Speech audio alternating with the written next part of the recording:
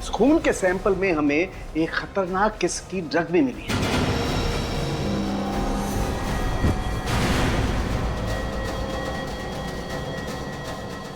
तारिका, तारिका, Nikhil ambulance को phone करो जल्दी। नहीं घबरा मत, ये उस ड्रग का ही असर है, ठीक हो जाएगी। तुम एक काम करो, जरा पानी लेकर आओ। पानी पानी।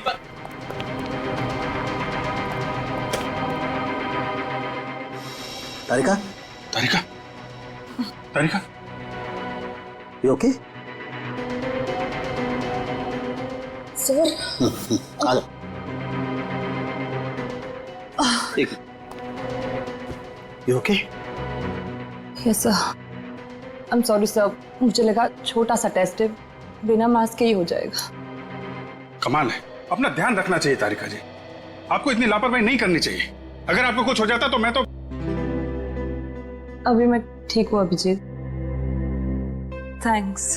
ध्यान रखिए आप। सर वैसे इस ड्रग का नाम क्या है जिसकी वजह से इतना सब कुछ हो रहा है? बैक्सट्रॉल 100 बहुत ही खतरनाक ड्रग है। एक बार ये ड्रग शरीर के अंदर गई, खून में शामिल हुई तो 15 मिनट से ज्यादा जिंदा रहना नामुमकिन है।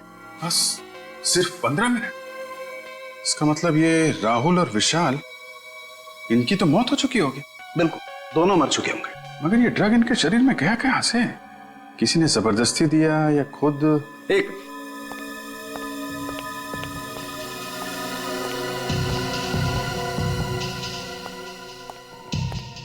विजीत, ये जरा बॉटल के ढक्कन को गौर से देखो।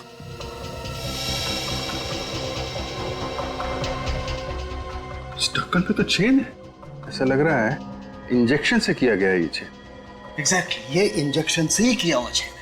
अभिजीत, किसी ने इंजेक्शन के जरिए इस पानी की बोतल में वो ड्रग इंजेक्ट की, बिना सील तोड़े हुए।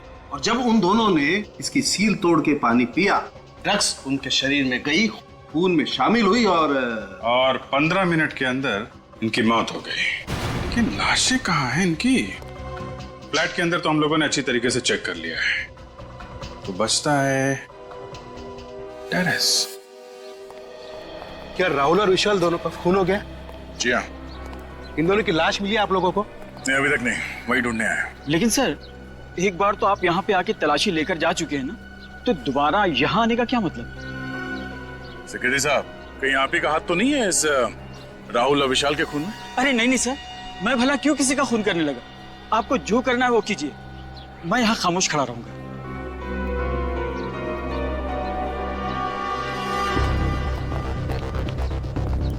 ये सब तुम्हारी वजह से हो। न तुम उन दोनों को किराए पे मकान देते, न आज ये नौबत आती। तुम शायद भूल रहे हो कि फ्लैट देने से पहले एनओसी तुमने दी थी। ये खून के छींटे देखो। ड्रग्स की वजह से राहुल और विशाल दोनों खास रहे होंगे, तब ये खून यहाँ दीवार पे लगा होगा। देखने से तो ऐसा लग रहा है सर, तड़प तड़प के मरे होंगे दोनों। सर समझ में नहीं आता लोग ड्रग्स लेते क्यों हैं? थोड़े से सुकून के लिए अपनी पूरी जिंदगी बर्बाद कर लेते हैं। इस केस में ड्रग्स लिया नहीं गया है, दिया गया है उस पानी के बोतल में। सर अगर इस दीवार पर खून के छींटे उनके खांसने से आए हैं, तो इसका मतलब उस वक्त वो लोग जिंदा रहे होंगे। हाँ, मगर ज्यादा देर तक जिंदा नहीं रहे होंगे। डॉक्टर सालुंके ने बताया था ना कि इस ड्रग के असर से 15 मिनट में इंसान ढेर हो जाता है। इस टेरेस को अच्छी तरह से देखो, छन मारो।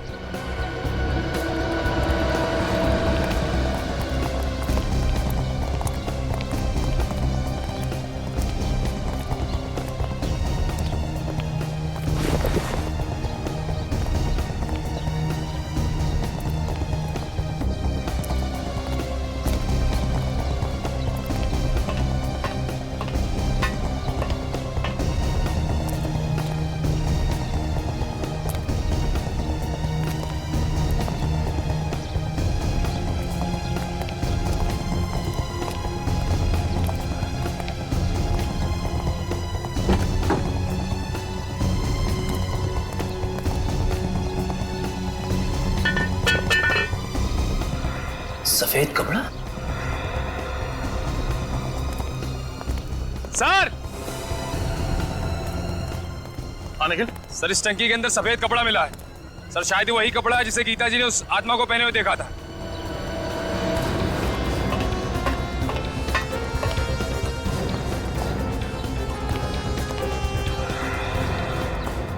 जरा देखो।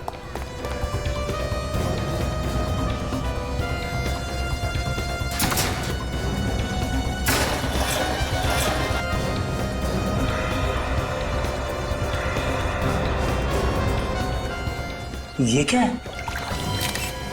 सर यहाँ पे तो लाश है। लाश? हाँ सर।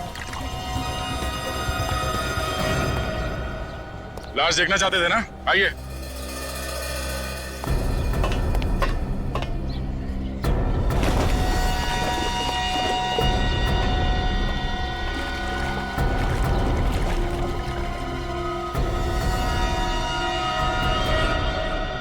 क्या कहना है?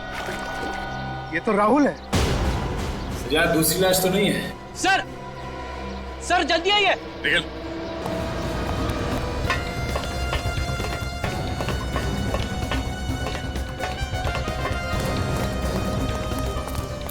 रेडी? अंदर देखिए सर क्या है।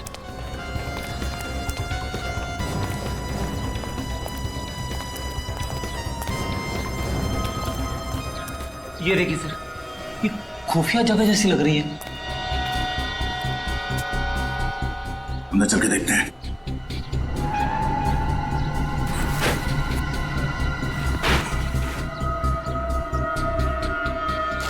अरे दूसरी लाश यहाँ पे?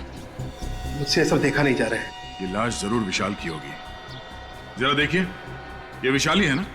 जी सर, ये विशाल की लाश है। मेरी समझ में एक बात नहीं आई, वो दोनों लाशों को एक साथ पानी की टैंक में डाल सकता था, तो फिर? हाँ सर, दोनों लाशों को अलग अलग जगह पे छुपा के रखा है। एक वहां पे पानी की टंकी में और दूसरी यहाँ पे। मुझे लगता है वो छुपाना तो वहीं चाहता था, मगर इतने में वो लड़की गीता उसने देख लिया और आत्मा कह के चिल्लाने लगी और जल्दबाजी में घबराकर उसने विशाल की लाश यहीं पे छुपा दी। सर, आशा, क्या पता चला? सर विशाल और राहुल पिछले 1 महीने से किसी रंजीत नाम के आदमी को रोज फोन करते थे। सर ये रंजीत एक बहुत बड़ा ड्रग पेडलर है और हर रोज बागी पार्क जाता है। रंजीत बागी पार्क?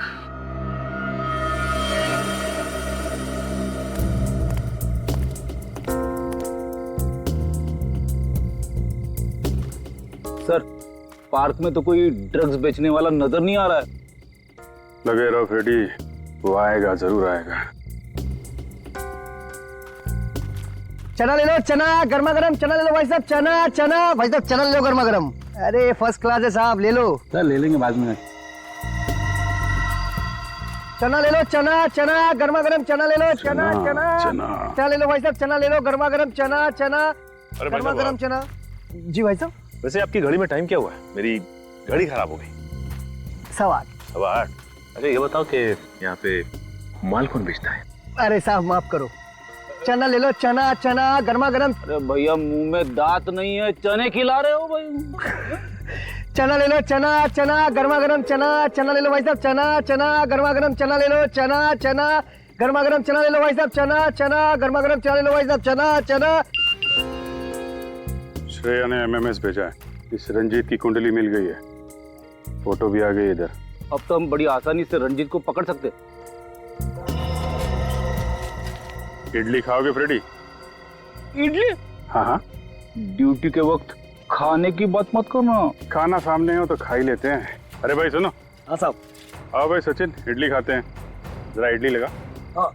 कितने की इडली है? 15 रुपए प्लेट साहब। भाई 15 रुपए तो बहुत महंगी बेच रहे हो तुम, थोड़ा सस्ता करो। 10 रुपए?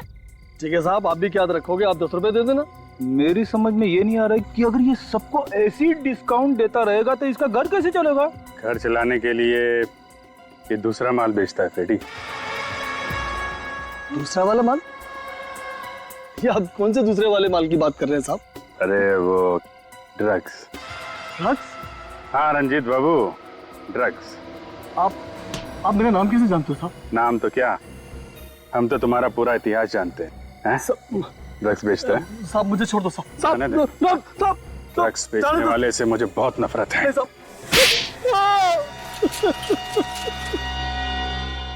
मैंने राहुल विशाल को नहीं मारा साहब, वो तो मुझे ठीक तरह से जानते भी नहीं थे। जानते नहीं थे तो उन लोगों ने तुम्हें इतने सारे फोन क्यों किए?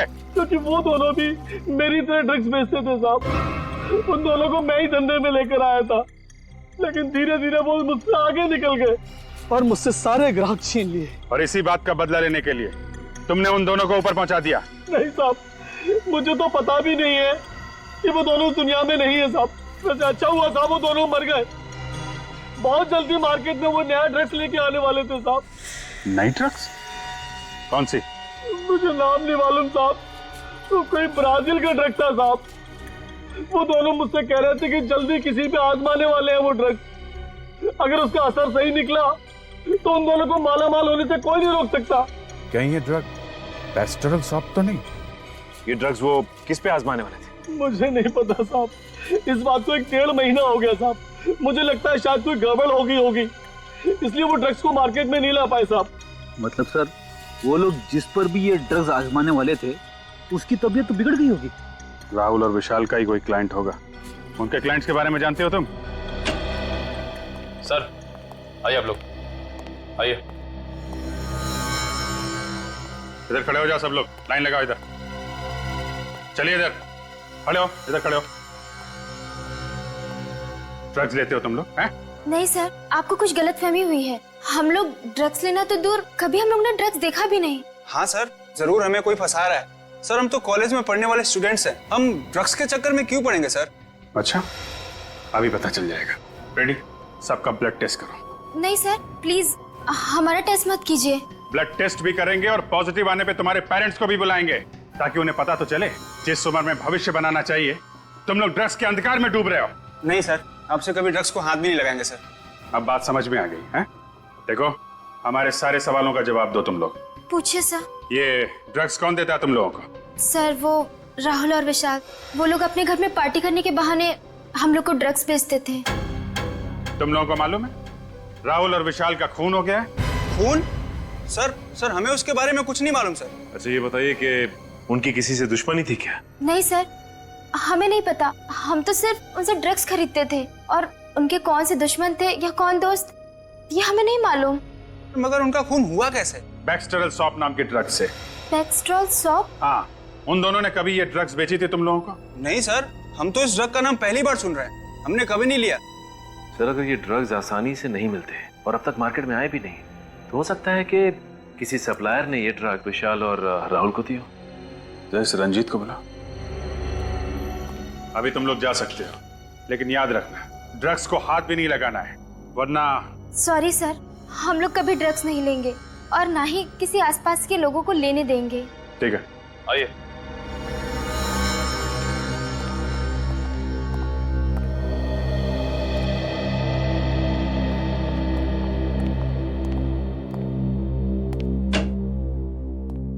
सर, रंजीत। रंजीत, बैक्सटेरल सॉप ये ड्रग कौन सप्लाई करता है? मोंटी। मोंटी? हाँ साहब, मोंटी पेशे से बिजनेसमैन है, लेकिन उनके सफेद धंधे के पीछे ड्रग्स का काला धंधा छुपा हुआ है साहब।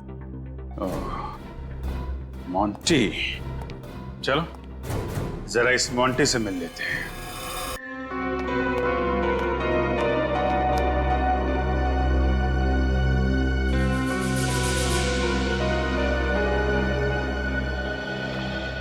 क्या सोच रहे हो? कुछ नहीं। आजकल मैं देख रही हूँ कि तुम कुछ ज्यादा ही सोच रहे हो। हाँ, क्या सोच रहा हूँ मैं? यही कि तुमने मेरे पीछे जासूस लगा रखा है। जासूस? क्या बकवास कर रही हो तुम? मैं कोई बकवास नहीं कर रही हूँ, मैं बिल्कुल सच कह रही हूँ। तुमने मेरे पीछे जासूस लगा रखा है। अच्छा, अगर मैंने तुम्हारे पीछे जासूस लगा रखा है तो तुम्हारे पास इस बात का क्या सबूत है? है सबूत? सबूत है? हाँ है। सबूत है तो पेश करो ना, देरी किस बात की है? सबूत भी पेश करूंगी। और वो? और वो? और वो क्या? वो बोलो ना, और वो क्या?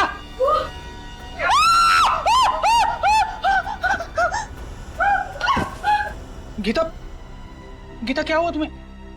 गीता होश में आओ। कौन आया होगा? तरुण, क्या हुआ? अरे क्या हुआ भाभी जी को? ये चीख क्यों नहीं थी? पता नहीं क्या हुआ। गीता, क्या हुआ तुम्हें? भाभी जी। तरुण, जल्दी से पानी लेकर आओ। जी भाभी। गीता, गीता होश में आओ। गीता, गीता होश में आओ। हाँ, तुम ठीक तो? आत्मा। आत्मा? कहाँ?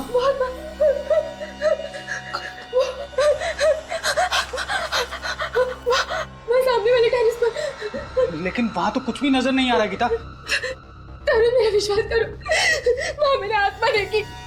अच्छा, हम उस बिल्डिंग में जाते हैं और वहां के वॉचमैन और सेक्रेटरी को लेके वो टेरेस खुलवाते हैं।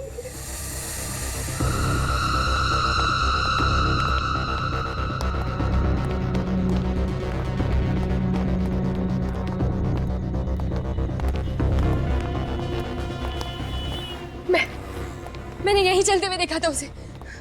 लेकिन यहाँ पे तो कुछ भी नजर नहीं आ रहा है।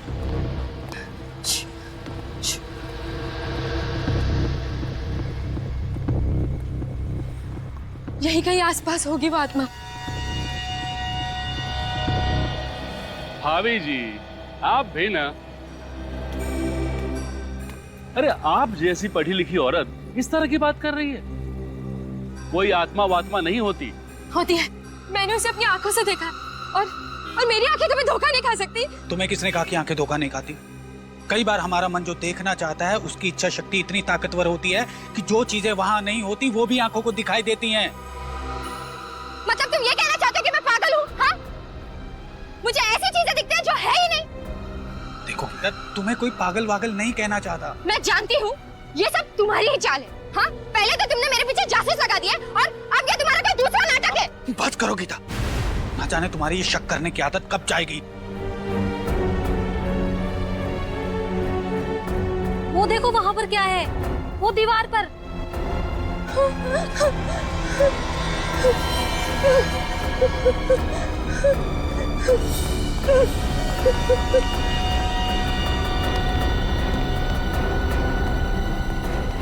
ये तो खून है। देखा देखा, मैंने कहा था ना कि कोई आत्मा है। इस टेरेस पर मैंने किसी आत्मा को देखा है। अब तो यकीन हुआ ना आप लोगों को मेरी बातों पर? उस आत्मा ने किसी को मार दिया है और ये उसी का खून है।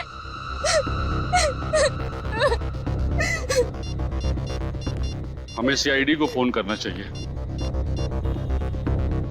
हेलो सीआईडी, ये देखिए सर, ये देखिए ये।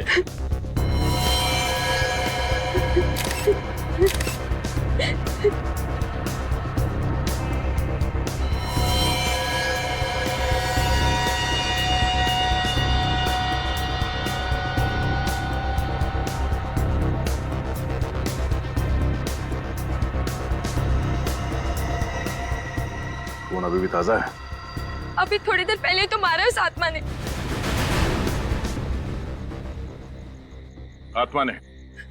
आत्मा के पास कोई चाकू वगैरह था क्या जो उसने मारने वाले का खून निकाल दिया? हाँ? मारा किसे इस आत्मा ने? यहाँ तो कोई लाश नजर नहीं आ रही। मगर खून तो है ना, फिर ये खून आया कहाँ से?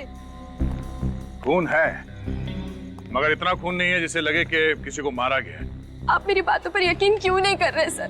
सर शायद ये खून किसी बच्चे का हो, इस छत पे खेलने आया हो और उसे चोट लग गई हो। लेकिन साहब, इतनी रात को कौन सा बच्चा आएगा छत पे? यहाँ रात को कोई नहीं आता। वो आत्मा ही थी सर, उसने सफेद रंग के कपड़े पहने थे। मैंने उसे अपनी आंखों से देखा है। आत्मा के बारे में तो कुछ कह नहीं सकते, मगर यहाँ कोई आया जरूर था। सच सच बताओ, तुम सो तो नहीं रहे थे? साहब 15 मिनट के लिए मेरी आंख लग गई थी। अब तुम घर में जाके सोना, कल ही मैं तुम्हारा हिसाब करता हूँ। नहीं नहीं साहब, ऐसा मत करना, मैं रोज जाकर डबल ड्यूटी करता हूँ। अरे जाकर भी तुमने क्या कर लिया? फिर भी तो ये सब कुछ हुआ ना। सर, हमें गीता जी की बातों पे गौर कर लेना चाहिए सर। आत्माओं का कोई भरोसा नहीं है। रेडी? ये आत्मा कुछ नहीं है, कुछ और ही चक्कर लगता है। एक काम करते हैं, इस सोसाइटी के सारे फ्लैट चेक करते हैं।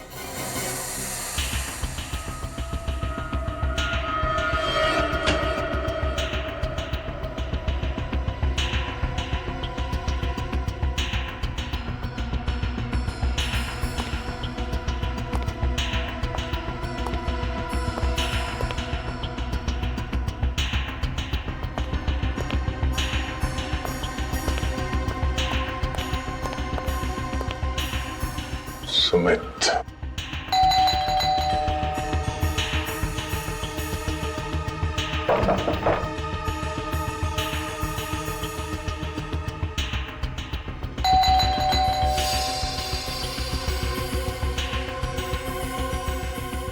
Light of. क्या हुआ सर? गड़बड़ है? कुछ गड़बड़ तो है।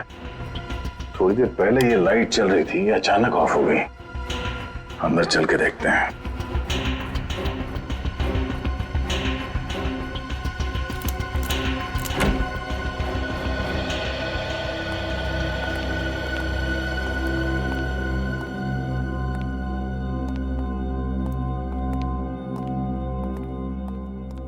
सर वो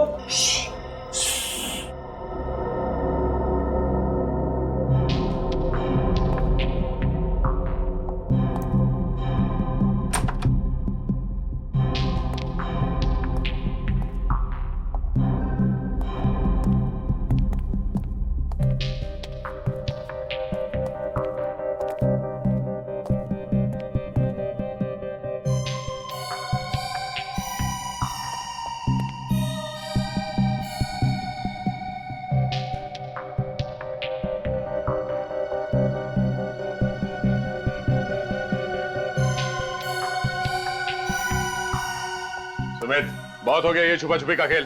बाहर निकलो। सुमित, बाहर निकलो। बाहर निकल।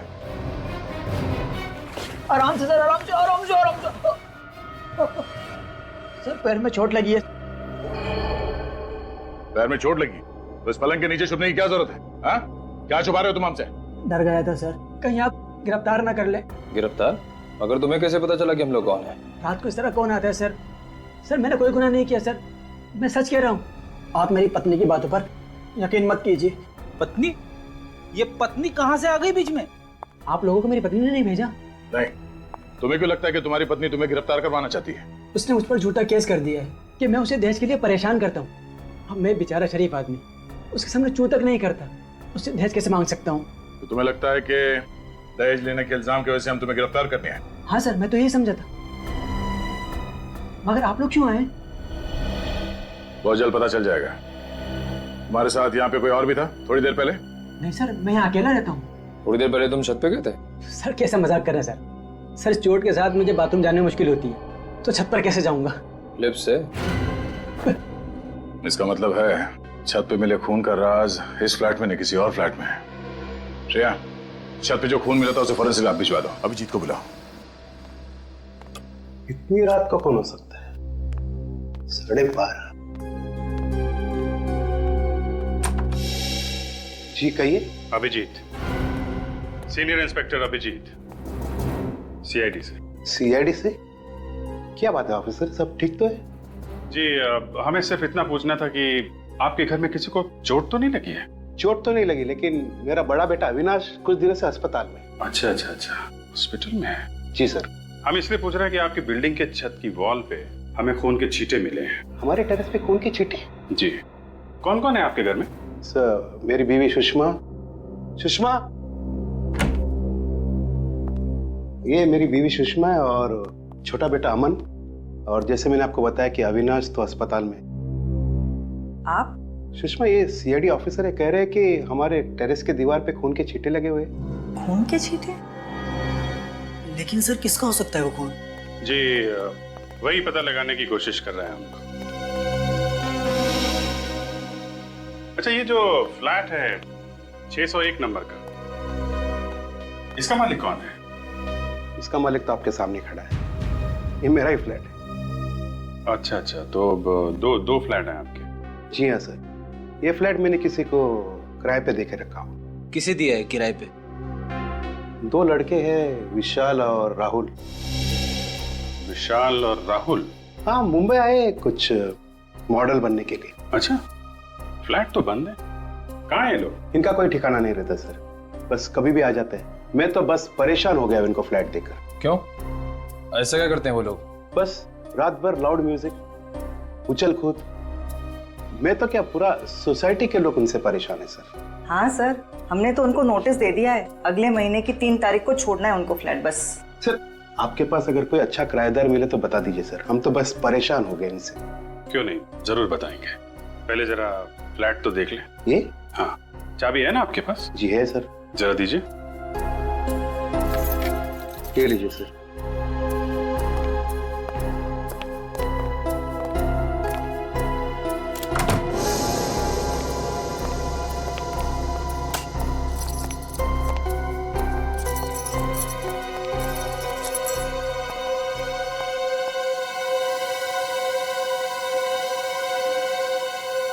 ये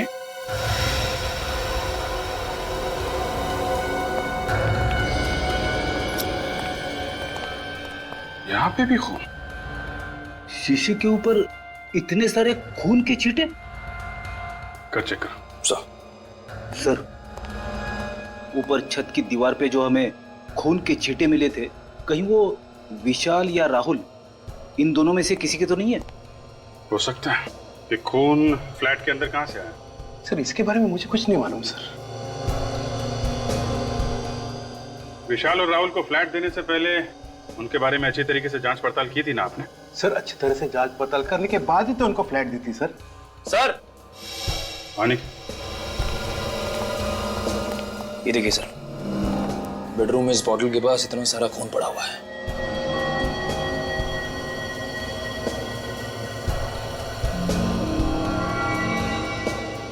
बॉटल पे भी खून है। लगता है ये बॉटल विशाल या राहुल के हाथ में होगी। सर हो सकता है राहुल और विशाल का आपस में झगड़ा हुआ और उसमें से किसी को चोट लग गई और ये सारा खून उसी वजह से निकला हो।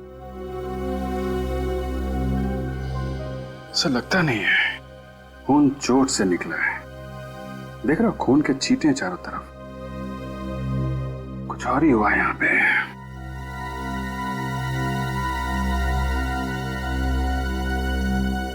आपके पास विशाल और राहुल का फोन नंबर है? जी सर। या फोन लगाइए उनको, यहाँ बुलाइए और सुनिए उनको बताइएगा मत कि सीआईडी वाले यहाँ पे हैं। राहुल विशाल समझ गए? ठीक है सर।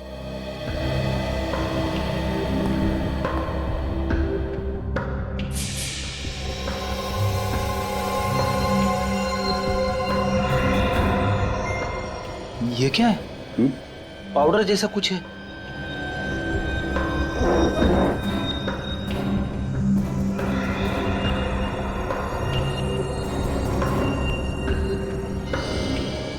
सर ये तो ड्रग्स है। ड्रग्स?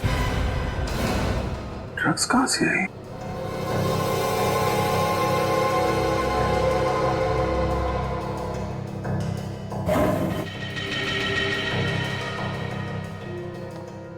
इतनी सारी ड्रग्स?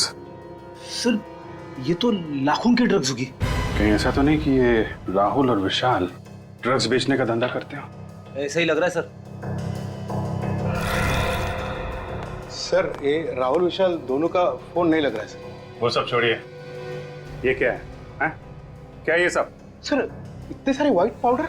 ये कोई मामूली पाउडर नहीं है, ये ड्रग्स का पाउडर है। ड्रग्स का। ड्रग्स? कहां से है ये ड्रग्स? सर इसके बारे में मुझे कुछ नहीं मालूम सर। ये भगवान में किस मुसीबत में फंस गया। सही कहा आपने, बहुत बड़ी मुसीबत में फंस गए आप। फ्लैट आपका, किराएदार आपके, फ्लैट के अंदर खून, ड्रग्स पड़ा हुआ है और आपको कुछ पता नहीं है। लेकिन मुझे कुछ नहीं मालूम है सर। इनको ब्यूरो लेके चलो। सब चलो चलो ब्यूरो लेके चलो। चलिए आप, चलो चलिए। अजीब इंसाफ है आपका। ड्रग्स मिली मेरे किराएदार के घर पे और फंस गया मैं खुद मकान मालिक। किराए का घर तो आपका ही है ना, और ये किराए का घर आपके घर के बिल्कुल बगल में। सब कुछ आपकी नाक के नीचे हुआ और आपको पता तक नहीं चला। हा? सर मैं पहले से ही बहुत परेशान हूँ सर। अगर मुझे इसके बारे में जरा सा भी कुछ मालूम होता तो मैं खुद पुलिस के पास जाता। मिस्टर राकेश, विशाल और राहुल दोनों के फोन लगातार बंद आ रहे। आप मुसीबत में फंसते ही जा रहे और इसमें से बाहर निकलने का कोई भी रास्ता नजर नहीं आ रहा है, समझे? सर मुझसे बहुत बड़ी गलती हुई सर, उन दोनों को मकान भाड़े पे देकर। और तो और राकेश जी, हमें तो यह भी लगता है कि ये ड्रग्स का सारा व्यापार आपके फ्लैट से ही चल रहा था। क्या जवाब है आपका?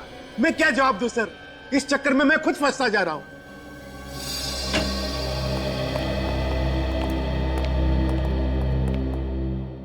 जी डॉक्टर साहब।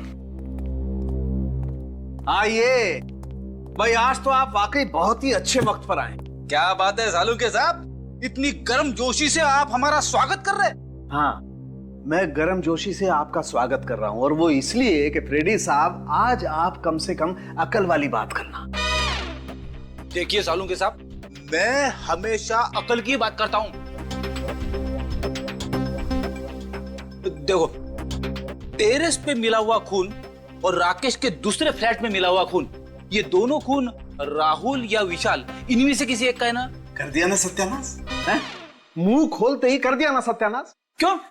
अरे हुआ ये फ्रेडी कि वो खून एक का नहीं है। एक का नहीं है? नहीं, वो खून दो लोगों का है। दो लोगों का खून? हाँ, मतलब विशाल और राहुल दोनों का खून मिला है? हाँ, टेरेस पर भी और फ्लैट पर भी दोनों खून में 2 लोगों का खून शामिल है। मतलब सर ये विशाल और राहुल दोनों जख्मी थे? जख्मी नहीं थे, ये खून जख्म का खून नहीं है। जख्म का खून नहीं है ना? नहीं, कुछ और ही है ना? बिल्कुल। क्या? अभिजीत, इन लोगों को खून की खांसी हुई और ये खून उस खून की खांसी की वजह से। खून की खांसी? हाँ सचिन, टेरेस और फ्लैट में से जो खून मिला है उन दोनों में से हमें थूक के सैंपल्स मिले। एक और बात,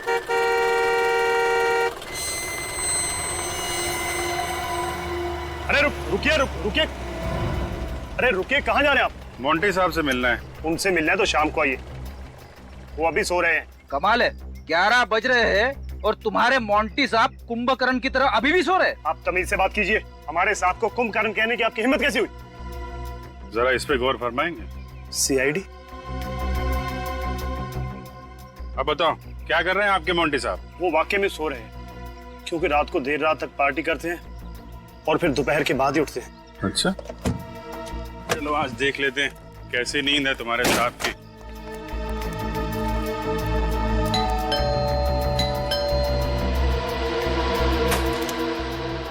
कहाँ है तुम्हारे मोंटी साहब? मोंटी साहब तो ऊपर वाले कमरे में सो रहे हैं। ऊपर? हाँ सर। चलो दिखाओ।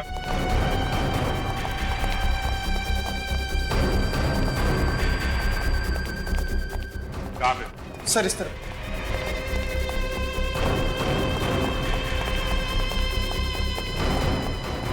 ये सर। मोंटी साहब दरवाजा खोलिए। मोंटी साहब, पीछे आओ जरा, पीछे आओ।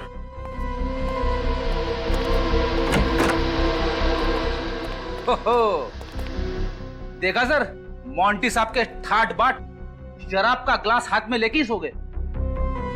जगाओ इसे, इसे पूछताछ करनी है। मोंटी, ओए मोंटी, ए मोंटी, उठ। लगता है बड़ी गहरी नींद में। शराब पीते पीते सो गया। अरे खून!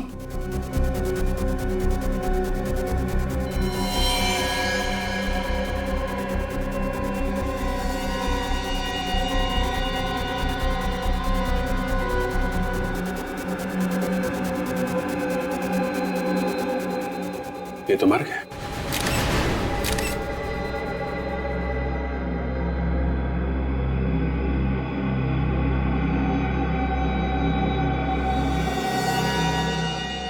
सर ये सब देख के तो लगता है कि इसकी मौत भी उसी ड्रग से हुई है जिस ड्रग से विशाल और राहुल की मौत हुई थी। विशाल और राहुल को पानी में मिलाकर ड्रग दिया गया था। इसे लगता है विस्की में मिला के दिया गया। सर कहीं ऐसा तो नहीं कि उन्हीं को पता चल गया था कि हम लोग मोंटी तक पहुंच जाएंगे और उसने मोंटी को भी मार दिया? हाँ, मगर है कौन ये खूनी जो हर बार हमसे एक कदम आगे रहता है? आप लोगों का अंदाजा एकदम सही था। इस मोंटी का खून भी उसी बैक्सटर सॉफ्ट नाम की ड्रग से हुआ है जिससे विशाल और राहुल का खून हुआ है। ओह, और इस बार वो ड्रग इसे पानी में नहीं विस्की में मिला के दी गई है। बिल्कुल सही अभिजीत, विस्की का वो पैक जिसे पीते पीते बेचारा लंबी नींद सो गया। सर इसका मतलब खूनी मोंटी के कोई आसपास वाला ही आदमी था जो मोंटी के इतना करीब था कि उसकी विस्की में वो ड्रग मिला सके। और वो पास वाले खूनी तक पहुंचने का बस एक ही जरिया है, वो पीली इंक। पीली इंक? अब ये क्या चक्कर है? चक्कर नहीं है बा, ये पूरा का पूरा केस ही दिमाग को घुमा देने वाला। इस मोंटी के पेट से और विस्की के गिलास से हमें उस ड्रग के अलावा पीली इंक के कुछ ट्रेसेस भी मिले। विस्की में पीली इंक? ये विस्की में इंक मिला के पीने का नया फैशन है क्या? अरे मेरी तरफ देख के क्यों पूछ रहा है? तुम्हें मालूम है ना मैं शराब को हाथ भी नहीं लगाता। आपकी तरफ देखने का मेरा ये मतलब नहीं था सर। ठीक है ठीक है। अच्छा सर ये इंक क्या जहरीली थी जो मोंटी की विस्की में मिलाई गई? नहीं सचिन, ये इंक बिल्कुल जहरीली नहीं थी। अगर ये जहरीली नहीं थी तो फिर मोंटी की विस्की में से मिलाया क्यों? मेरे ख्याल से खूनी इस ड्रग को पीली स्याही की खाली बोतल में लेकर के आया होगा और जब वो ड्रग पीली स्याही की बोतल में डाल रहा था तो उस बोतल में पहले से ही उस स्याही के कुछ बूंदे रही होंगी और वो उस ड्रग के साथ साथ मिल गई और जब उसने ड्रग विस्की में मिलाई तो ये पीली स्याही भी ड्रग के साथ साथ विस्की में घुल गई। मगर सर ये किस तरह की इंक है? मैंने आज से पहले कभी किसी को इस तरह पीली इंक का इस्तेमाल करते हुए नहीं देखा। वो इसलिए बच्चे कि पीली इंक अधिकतर कैलीग्राफी में इस्तेमाल होती है। कैलीग्राफी? कैलीग्राफी मतलब? फ्रेडी सर, जब अक्षरों को सुंदर बनाने के लिए एक इंस्ट्रूमेंट से यूं घुमा कर लिखा जाए तो इस लिखावट को कैलीग्राफी कहते हैं। अरे वाह तारिका जी, आपको कैलीग्राफी भी आती है? आपने कभी बताया नहीं। मैं भी कुछ बता दूं आपको? जी बताइए। ये पीली इंक बहुत कम दुकानों में मिलती है। बहुत कम दुकानों में मिलती है? ये बड़ी अच्छी बात बताई आपने डॉक्टर साहब। इससे तो हमारा काम काफी आसान हो गया। Excuse me. जी कहिए। पीली इंक है आपके पास? कौन सी वाली? वो कैलीग्राफी वाली पीली इंक। सुना सिर्फ आपकी दुकान पे ही मिलती है? हाँ हाँ। ये वाली पीली इंक? हाँ। ये हमारे यहाँ नहीं मिलेगी तो और कहाँ मिलेगी? सही निशाने पे लगा आपका तीर, वरना आप घूमते ही रह जाते, क्योंकि ये सिर्फ हमारी दुकान पे ही मिलती है। अच्छा, ऐसी क्या खास बात है इस इंक में जो सिर्फ आपकी दुकान पे मिलती है? एक तो मांग कम है, विदेश से मंगानी पड़ती है और अपने देश में बनती नहीं है। मांग कम है तो फिर तो इसे खरीदने वाले लोग भी कम ही होंगे। हाँ, 2-4 जन है वही खरीदते और वही खरीदने आते। आप लोगों को क्या नया नया शौक लगा है कैलीग्राफी का? नहीं नहीं, हमें कैलीग्राफी का कोई शौक नहीं है। हम लोग CID से हैं। CID? इंक नहीं चाहिए? नहीं नहीं, इंक नहीं चाहिए, इंक खरीदने वाले चाहिए। आपने जिन जिन लोगों को इंक बेची है उनके नाम और नंबर हैं आपके पास? नाम नंबर चाहिए, इंक नहीं चाहिए। इंक नहीं चाहिए, सिर्फ नाम और नंबर चाहिए। है ना आपके पास? हाँ है ना, बल्कि हम लोग तो कई बार इंक उनके घर पे दे के आते हैं। वैसे बात क्या है सर? ये बड़ी लंबी कहानी है और हमारे पास वक्त भी बहुत कम है। आप बस नाम और नंबर दीजिए। हेमंत, प्रिया, अभिषेक। हाँ? ये तो हमारी आंखों के सामने ही था और हम इसे देख नहीं पाए। इस वक्त कौन आ गया? आप लोग यहाँ? खूनी पकड़ा गया क्या? जी हाँ, उसी को पकड़ने आए हैं यहाँ पे। खूनी को पकड़ने आए? वो भी हमारे घर में? क्योंकि खूनी आपके घर में ही है। आप लोग फिर से आ गए? क्या बात है? देखो ना राकेश, ये लोग कह रहे हैं कि खूनी हमारे घर में है। आप कैसी बातें करते हो? जरा सोच समझ के बात कीजिए।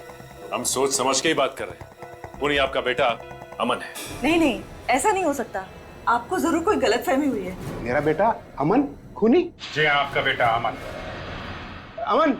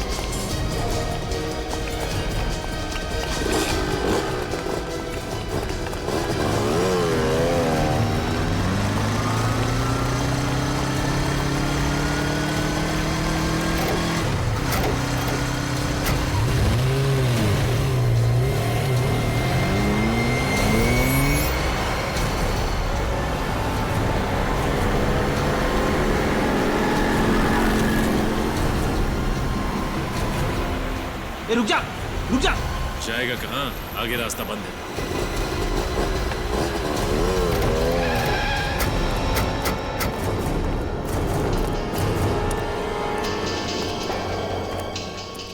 भाग रहा था? है? भाग रहा था? CID से भागने के सपने देखने की कोशिश बहुत मुजरिमों ने की, लेकिन आज तक ना कोई भाग पाया है ना भाग पाएगा।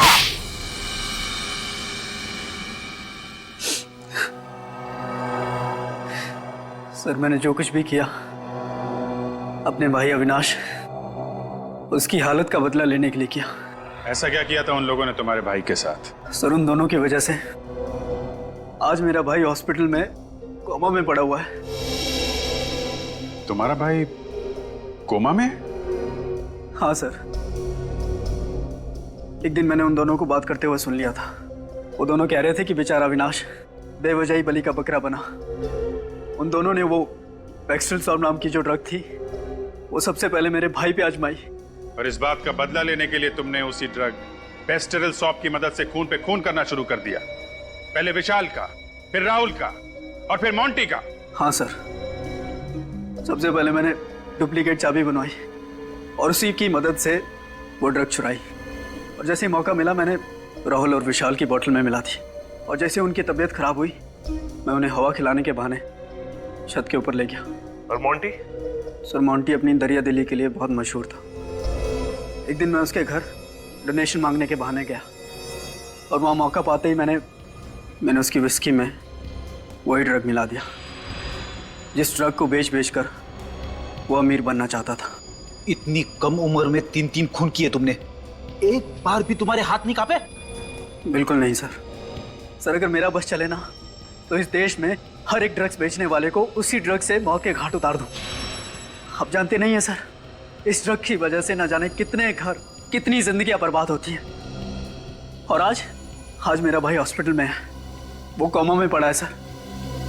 पता नहीं वो इस कोमा से कभी बाहर निकल भी पाएगा या नहीं।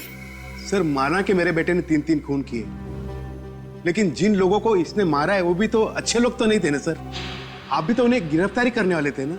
ये ठीक है कि जिन लोगों को इसने मारा है वो अपराधी थे, लेकिन इंसाफ पाने का जो तरीका इसने अपनाया है वो गलत था। इसे हमारे पास आना चाहिए था। तो अब आप क्या करेंगे सर? क्या मेरे मासूम बेटे को फांसी पे चढ़ा देंगे? देखिए इसका फैसला तो अब अदालत ही करेगी। वैसे 3 खून की सजा तो फांसी ही होती है।